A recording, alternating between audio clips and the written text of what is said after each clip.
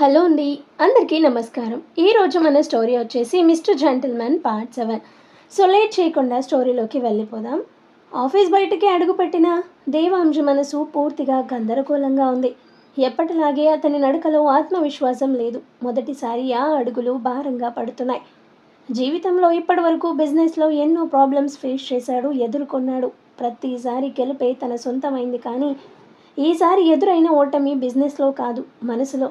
అంశు చెప్పిన ఒక్కో మాట అతని చెవిలో మళ్ళీ వినిపిస్తుంది. అదే మాట, నాకు మీ మీద ఎటువంటి వేరే అభిప్రాయం లేదు, ఫ్రెండ్ అనే ఉద్దేశం మాత్రమే ఉంది. ఆ మాట అతని ఆలోచనలు ముక్కలు చేస్తుంది.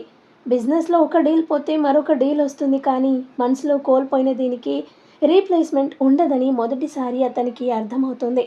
రోడ్డుపై నడుస్తున్న అతను ఎక్కడికి వెళ్తున్నాడో కూడా తెలీదు. వెళ్తూనే ఉన్నాడు. కార్ తీసుకోలేదు, డ్రైవ్ చేయాలనే ఆలోచనే లేదు.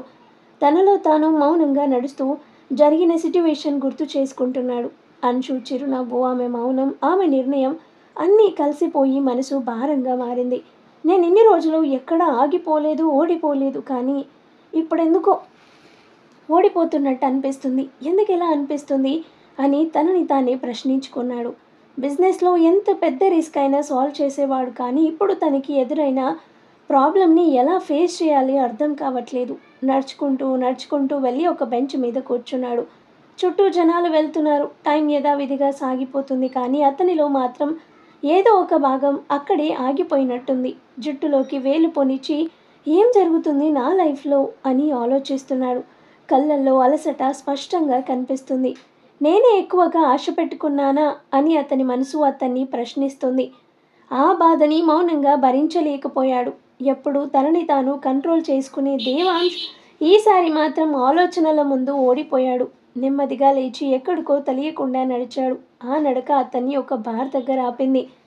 అక్కడే అతను తనని తాను పూర్తిగా కోల్పోయాడు. ఎన్ని గ్లాసులు తాగాడో కూడా గుర్తుకు లేదు, కానీ ప్రతి సిప్పుతో అంశు ముఖం మరింత స్పష్టంగా కళ్ళ ముందు కనిపిస్తూనే ఉంది. ఆమె మాటలు మరింత గట్టిగా చెవుల్లో వినిపిస్తూనే ఉన్నాయి. చివరికి తాను ఎక్కడున్నాడో కూడా తెలియని స్థితిలో అతను ఎలాగోలా ఇంటికి చేరాడు. ఇంట్లోకి అడుగుపెట్టిన దేవాంశుని చూసి వసుంధరాదేవి ఒక్క క్షణం షాక్లో నిలబడిపోయింది. ఇన్నేళ్లలో ఎప్పుడు కూడా వసుంధరాదేవి అలా అతన్ని చూడలేదు. ఎప్పుడూ కంట్రోల్లో ఉండే, స్థిరంగా ఉండే ఆమె కొడుకు ఈరోజు పూర్తిగా తూలిపోతూ కళ్ళలో స్పష్టంగా కనిపిస్తుంది తాగినట్టు.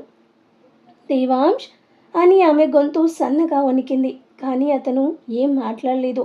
వసుంధరాదేవి వెంటనే అతని దగ్గరికి వెళ్ళి అతన్ని సర్దుకొని తీసుకెళ్ళింది.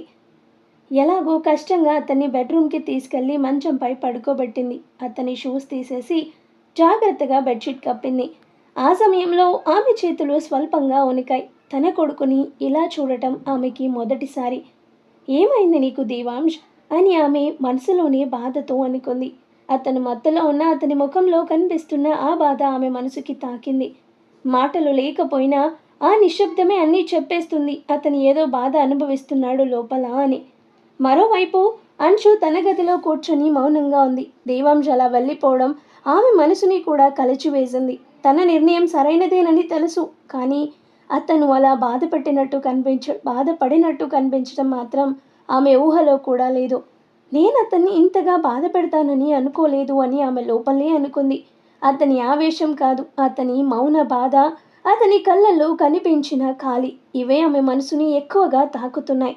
అతన్ని దూరంగా పెట్టాలని నిర్ణయించుకుంది, కానీ ఇలా ఒక సిట్యువేషన్ తను ఫేస్ చేస్తుంది అని అనుకోలేదు. మరుసటి రోజు ఉదయం ఎప్పుడూ పొద్దున్నే లేచి జిమ్ చేసి 8 వరకల్లా ఆఫీస్కి వెళ్ళిపోయే దేవాంశ్ ఆ రోజు టైం 10 గంటలు దాటినా ఇంకా లెయ్యలేదు. ఆ తర్వాత నెమ్మదిగా కళ్ళని తెరిచాడు. తల పట్టేసినట్టుంది. వెంటనే చేతితో తల పట్టుకున్నాడు. కళ్ళ ముందు కొద్దిసేపు మసకక అన్నీ తిరుగుతున్నట్టు అనిపించింది. అమ్మా, తల పగిలిపోతుంది అని మెల్లగా మూలుగుతూ పిలిచాడు. అతని గొంతు విని వసుంధరాదేవి వెంటనే లోపలికొచ్చింది. రోజూ లెయ్యగానే కాఫీ ఇచ్చే ఆమె ఈరోజు మజ్జిగ గ్లాస్తో వచ్చింది. మెల్లగా అతని దగ్గర కూర్చొని గ్లాస్ ఇచ్చింది. ఏంటమ్మా ఇది అని అడిగాడు. కాఫీ కాకుండా ఇది ఎందుకు తెచ్చావు అని దేవాంశు కళ్ళు రుద్దుకుంటూ అడిగాడు. వసుంధరాదేవి అతని వైపు చూసి మెల్లగా చెప్పింది. నీ తలనొప్పికి ఇదైతేనే బాగుంటుంది అని. ముందు ఇది తాగు అని ఇవ్వగానే అతను ఆశ్చర్యంగా ఆమె వైపు చూశాడు. అదేంటమ్మా నాకు తలనొప్పి ఎందుకు వచ్చింది అని అడుగుతుండగా ఒక్కసారిగా అతని ఆలోచనలు ఆగిపోయాయి. అతని ముఖంలో చిన్న గందరగోళం కనిపించింది. కళ్ళు కొద్దిసేపు మూసుకొని మళ్ళీ తెరిచాడు. ఒక్కొక్కటి గుర్తొచ్చాయి. నిన్న రాత్రి అన్షు ఆఫీస్లో ఉన్న ఆమె ఆమె మాటలు, ఆ తర్వాత అతను బయటికి వెళ్ళడం, బార్ దగ్గరికి వెళ్ళడం. కానీ తర్వాత ఏమైంది అన్నది మాత్రం పూర్తిగా అతనికి గుర్తుకులేదు. ఇంటికి ఎలా వచ్చాను అని తనలో తాను మెల్లగా అనుకున్నాడు. జ్ఞాపకాలు గుర్తొస్తుంటే అతని గుండెల్లో చిన్న అసౌకర్యం మొదలైంది. తనేం చేశాడో పూర్తిగా గుర్తు లేకపోవడం అతన్ని మరింత కలవరపెట్టింది.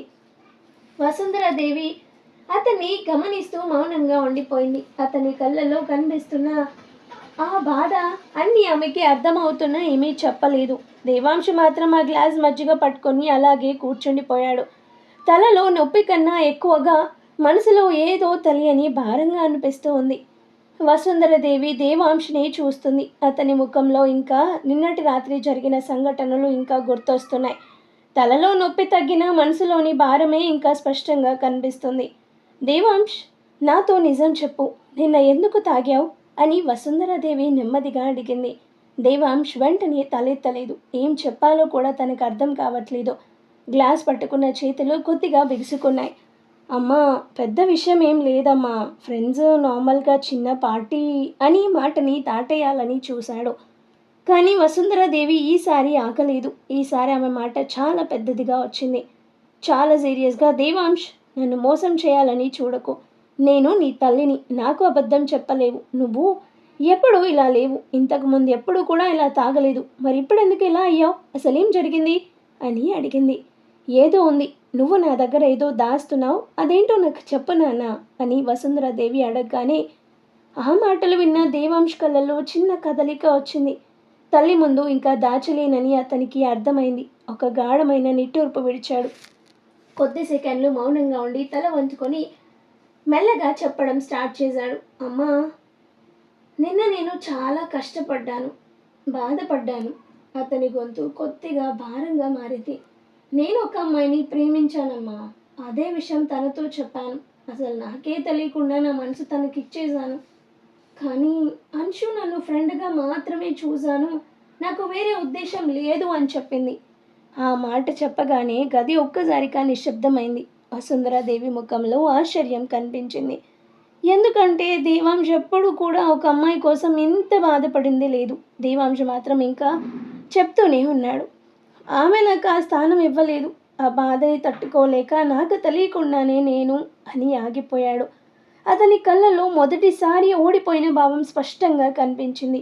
ఎప్పుడూ బలంగా ఉండే దేవాంశ్ ఈసారి మాత్రం ఒక మనిషిలా, కేవలం ఒక కొడుకులా నిలబడ్డాడు. వసుంధరాదేవి అతన్ని చూస్తూ మౌనంగా ఉండిపోయింది. ఇప్పుడు ఆమె కళ్ళల్లో కనిపించింది కేవలం దేవాంశ్ బాధ మాత్రమే, కానీ దాన్ని ఎలా పోగొట్టాలో అనేది ఆమెకి తెలియదు. అన్షు ఎవరు దేవాంశ్ అని నెమ్మదిగా అడిగింది. దేవాంశ్ ఒక్కసారిగా తలెత్తాడు. ఆ పేరు వినగానే అతని ముఖంలో చిన్న కలవరం కనిపించింది.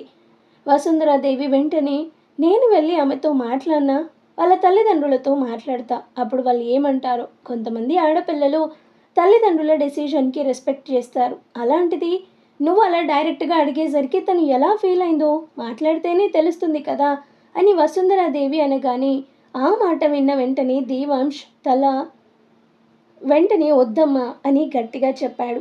వసుంధరాదేవి ఆశ్చర్యంగా చూసింది. ఎందుకు వద్దు నాన్న? మాట్లాడితేనే కదా తెలుస్తుంది. నువ్వు ఇంత బాధపడుతుంటే నేను చూస్తూ ఊరుకుంటానా అని వసుంధర అనగానే దేవాంశ్ కాస్త ముందుకొచ్చి లోతుగా ఊపిరి తీసుకున్నాడు. నేనామని బలవంతం చెయ్యలేనమ్మా అని మెల్లగా అన్నాడు. నన్ను ప్రేమించమని నేను ఆమెని అడగలేను. ఆమెకి ఇష్టం లేదు, అంతే. నేను అర్థం చేసుకున్నాను. అతని గొంతులో ఒక రకమైన ఏం పర్లేదు అని లైట్ తీసుకున్నట్టు అనిపిస్తుంది, కానీ ఆ స్వీకారంలో దాచిన గాయము, బాధ స్పష్టంగా కనిపిస్తుంది. వసుంధరాదేవి అతన్ని చూసి నెమ్మదిగా అంది. మరి అలాంటి అమ్మాయి కోసం నువ్వెందుకు ఇంత బాధపడుతున్నావు దేవాంశ్? ఆ ప్రశ్నకి అతను వెంటనే సమాధానం ఇవ్వలేదు. కళ్ళు కిందికి దించేశాడు. వసుంధరాదేవి మెల్లగా చెప్పడం స్టార్ట్ చేసింది. నీకు ఇంకా మంచి అమ్మాయిలు వస్తారు నాన్న. నీ జీవితం ఇక్కడితో ఆగిపోదు. నా మాట విను. శ్రీనివాస్ అంకల్ వాళ్ళ డాక్టర్ రీతుని పెళ్ళి అని అంటున్న ఆమె మాటని మధ్యలోనే ఆపేసి దేవాంశ్ ఒక్కసారిగా లేచాడు. చాలమ్మా అని కొంచెం గట్టిగా అన్నాడు. ఇప్పుడు నాకివన్నీ మాట్లాడి మూడ్ ఓపిక రెండూ లేవమ్మా. నాకు కొంచెం టైం ఇవ్వు అని తల తిప్పి మెల్లగా చెప్పాడు. నన్నిప్పుడు ఫోర్స్ చేయొద్దు, నాకు కాస్త రెస్ట్ కావాలని చెప్పి నేరుగా తన రూంలోకి వెళ్ళిపోయాడు. తలుపు నెమ్మదిగా మూసుకున్న శబ్దం ఇంట్లో నిశ్శబ్దాన్ని పెంచింది. అతను ఆ రోజు ఆఫీస్కి కూడా వెళ్ళాలనిపించక వెళ్ళలేదు. ఇంట్లో తన రూంలోనే ఉన్నాడు. మరోవైపు అంశు మాత్రం ఉదయం రెడీ అయ్యి ఆఫీస్కి వచ్చింది. ఆఫీస్కి అయితే వచ్చింది, కానీ ఆమె మనసు మాత్రం పూర్తిగా వర్క్ మీద లేదు. ప్రతి కొన్ని నిమిషాలకు ఒకసారి ఆమె చూపు దేవాంశ్ క్యాబిన్ వైపు వెళ్తుంది. ఎప్పుడు ఎప్పుడు వస్తాడా అని. దేవాంశ్ సార్ ఎందుకు రాలేదు అని ఆమె లోపలే అనుకుంది. గంటలు గడుస్తున్నా దేవాంశ్ ఇంకా రావట్లేదు. మధ్యాహ్నం వరకు కూడా అతను కనిపించకపోవడంతో ఆమె మనసులో ఒక చిన్న ఆందోళన మొదలైంది. నిన్న అలా ఆఫీస్ టైంలోనే వెళ్ళిపోయాడు, ఈరోజు ఇంకా రాలేదు. అసలు ఏమై ఉంటుంది అని ఆమె ఆలోచనల్లోనే మునిగిపోయింది. ఆ రోజు ఇద్దరు ఎవరి ఆలోచనల్లో వాళ్ళున్న, ఇద్దరి మనసుల్లో మాత్రం ఒకే పేరు మళ్ళీ మళ్ళీ తిరుగుతూనే ఉంది. దేవాంశ్ మనసులో అంశు, అంశు మనసులో దేవాంశ్. ఇంతే. ఆ రోజు నెమ్మదిగా గడిచిపోయింది. ఇంట్లో వసుంధరాదేవి దేవాంశ్ని గమనిస్తూనే ఉంది, కానీ అతను ఎక్కువగా మాట్లాడలేదు. రూమ్లోనే ఉండిపోయి తనలో తానే ఏదో ఆలోచిస్తున్నట్టున్నాడు. మరుసటి రోజు ఉదయం దేవాంశ్ ఎప్పటిలాగే పొద్దున్నే లేచి జిమ్ చేసి ఫ్రెష్ అప్ అయ్యి రెడీ అయ్యాడు. కానీ ఈసారి అతని ముఖంలో నిన్నటి కనిపించిన గందరగోళం లేదు, బాధ లేదు. ఒక నిర్ణయం తీసుకున్న వాడిలా గంభీరంగా ఉన్నాడు. మౌనంగా రెడీ అయ్యాడు. షర్ట్ సరిగ్గా సెట్ చేసుకొని వాచ్ పెట్టుకొని ఒక్కసారి అద్దంలో తనని తాను చూసుకున్నాడు. ఆ చూపులో ఇప్పుడు ఒక కొత్త స్థిరత్వం కనిపిస్తుంది. ఇంకా ఇలా ఉండకూడదు, నేనేంటి ఇలా బాధపడుతూ కూర్చోవడం ఏంటి? ఇలా అయితే నాన్న చనిపోయినప్పుడు నేను ఇలానే బాధపడుతూ కూర్చుంటే ఆ రోజు ఈ పొజిషన్లో ఉండేవాడినా? నాన్న పేరుని నిలబెట్టేవాడినా ఈరోజు అని తనలో తానే అనుకున్నాడు. ఎప్పటిలాగే హుందాగా కూల్గా కనిపించేలా రెడీ అయి బయటకు వచ్చాడు హీరో. వసుంధరాదేవి అతన్ని చూసింది. నిన్న అతనున్న పరిస్థితి గుర్తొచ్చి ఈరోజు అతని ముఖంలో కనిపిస్తున్న మార్పు ఆమెని కాస్త ఆశ్చర్యపరిచింది. ఎందుకంటే నిన్న అంతలా ఫీల్ అయిన మనిషి ఈరోజు ఇంత తొందరగా ఎలా మనసు మార్చుకున్నాడు అని. అంతా ఓకేనా దేవాంశ్ అని నెమ్మదిగా అడిగింది. దేవాంశ్ చిన్నగా తలూపాడు. ఓకే అన్నట్టుగా. ఆఫీస్కి వెళ్తున్నావా అని అడిగింది. అవునమ్మా, ఆఫీస్కి వెళ్తున్నా అని అంతే చెప్పి మరో మాటకి అవకాశం ఇవ్వకుండా మాట్లాడకుండా అక్కడి నుండి బయటికి నడిచాడు. కారులో కూర్చున్నాక ఒక్కసారి లోతుగా ఊపిరి తీసుకున్నాడు. విండో బయట చూస్తూ తన మనసులో అనుకున్నాడు, నన్నే విషయం కూడా ఆపకూడదు, నేను ముందుకు వెళ్ళాలి అని తనలో తానే అనుకొని నెమ్మదిగా కార్ స్టార్ట్ చేశాడు. ఆఫీస్ వైపు దూసుకెళ్తుంది అతని కారు. అతని ముఖంలో ఇప్పుడు బాధ లేదు, కానీ ఆ బాధని పూర్తిగా మర్చిపోయినట్టు కూడా లేదు. అది లోపలే ఎక్కడో దాచుకున్న వాడిలాగా మాత్రం కనిపిస్తున్నాడు. మరోవైపు ఆఫీస్లో అంశు మాత్రం నార్మల్గా తన డెస్క్ దగ్గర కూర్చొని తన పని తను చేసుకుంటుంది. కానీ ఆమె మనసు మాత్రం దేవాంశ్ మీదనే ఉంది. లిఫ్ట్ వైపు చూస్తూనే ఉంది. ఈ రోజైనా దేవాంశ్ సార్ వస్తారా రారా అనే ఆందోళన, కంగారు ఆమె మొహంలో కనిపిస్తుంది. ఆ క్షణం ఆఫీస్ డోర్ దగ్గర కార్ ఆగిన శబ్దం వినిపించింది. దేవాంశ్ ఆఫీస్లోకి అడుగుపెట్టిన క్షణం నుంచి అతని నడకలో ఒక మార్పు క్లియర్గా కనిపిస్తుంది. ఎప్పటిలాగే హుందాగా, జెంటిల్మెన్ లాగా ఏ బాధ బయటికి కనిపించనీయకుండా లోపలికి వెళ్ళాడు. రిసెప్షన్ దాటి నేరుగా తన క్యాబిన్లోకి వెళ్ళి తన పిఏని లోపలికి పిలిచాడు. క్యాబిన్లోకి పిలిచి ఈరోజు షెడ్యూల్ ఏంటి అని అడిగాడు. పిఏ వెంటనే ఫైల్ తెరిచి వివరాలు చెప్పాడు. అతను ఒక్కసారి కూడా ఆలోచనలో పడకుండా, ప్రతి మీటింగ్కి టైం అరేంజ్ చేయండి, ఈరోజు అన్ని మీటింగ్స్ ఎలాంటి డిలే లేకుండా జరిగిపోవాలి, అందరినీ రెడీగా ఉండమని చెప్పండి అని స్ట్రిక్ట్గా సీరియస్గా చెప్పాడు. కొద్దిసేపటికి ఆఫీస్లో హడావిడి మొదలైంది. మీటింగ్స్ అన్నీ వరుసగా ప్లాన్ చేశారు. దేవాంశ్ ప్రతి మీటింగ్లో కూడా పూర్తిగా ప్రొఫెషనల్గా ఉన్నాడు. అతని మాటల్లో స్పష్టత ఉంది, నిర్ణయాల్లో స్థిరత్వము ఉంది. కానీ ముఖంలో ఎలాంటి వ్యక్తిగత భావాలు కనిపించలేదు. మీటింగ్ జరుగుతున్నంతసేపు అతను ఒక్కసారి కూడా చుట్టూ చూడలేదు, ఎవరితోనూ ఐ కాంటాక్ట్ పెట్టలేదు. పూర్తిగా పనిపైనే ఫోకస్ పెట్టాడు.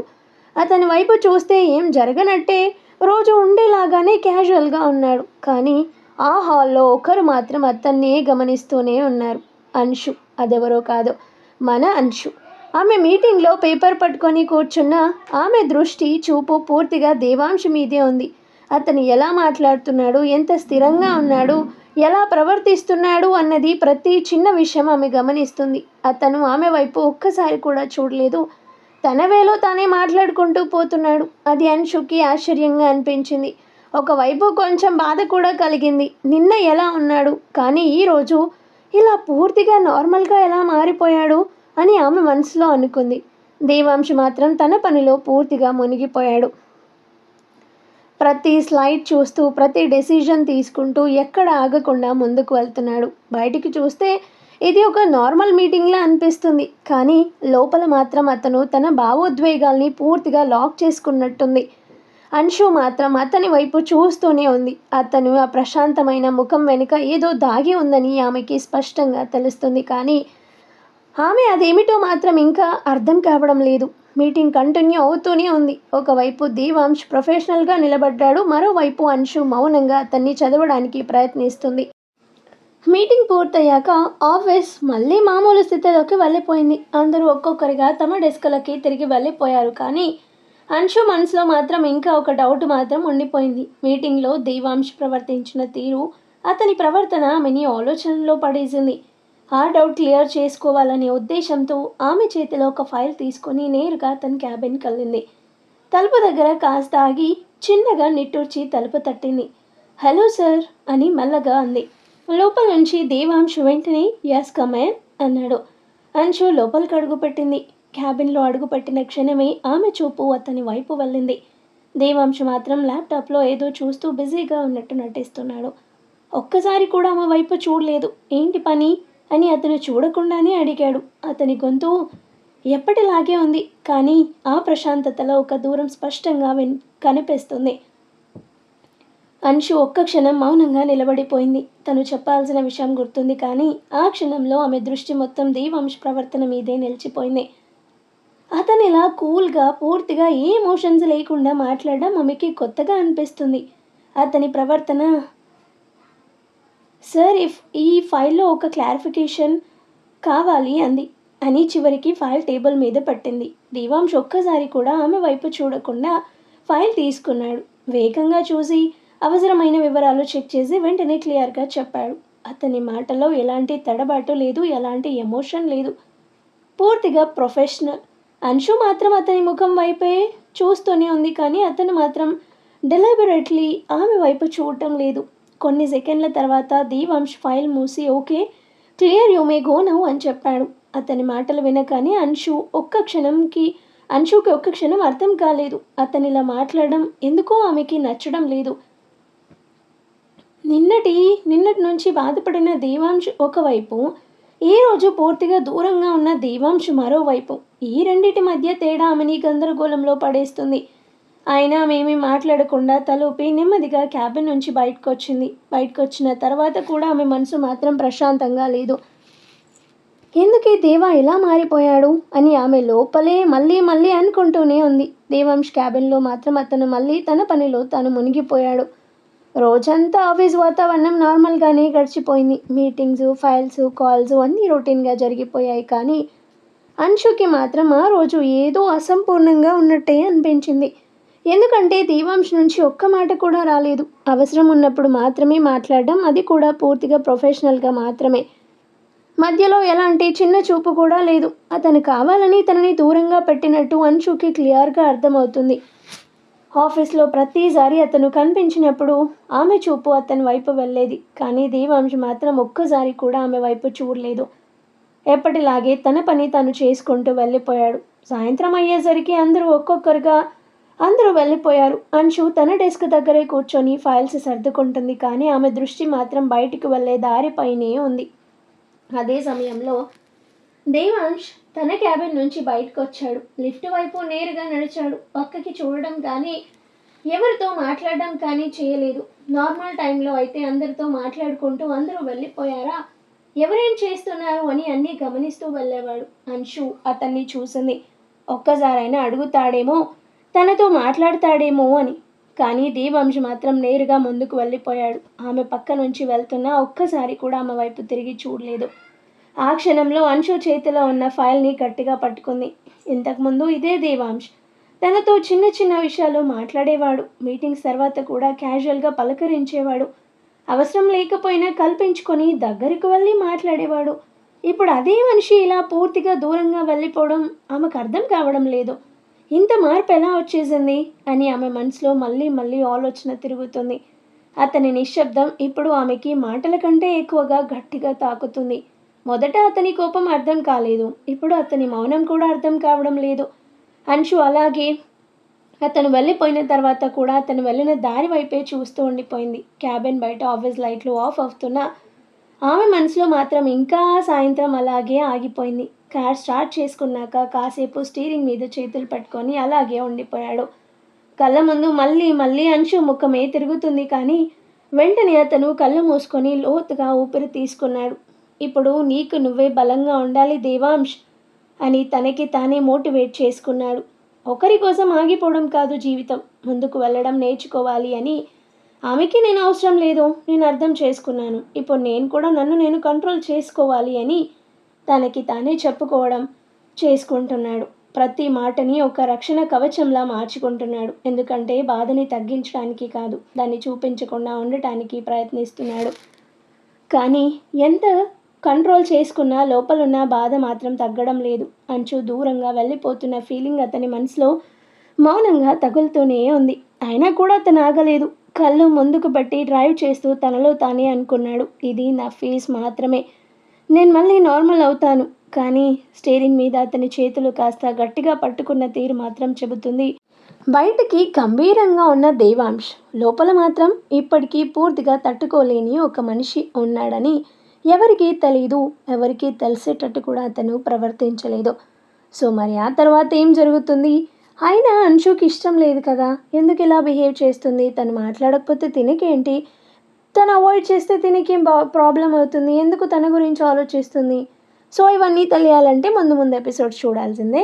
స్టోరీ నచ్చితే లైక్ చేయండి అండ్ అలాగే మన ఛానల్ని కూడా సబ్స్క్రైబ్ చేసుకొని హైప్ ఆప్షన్ని క్లిక్ చేసి పాయింట్స్ ఇవ్వండి. Thank you.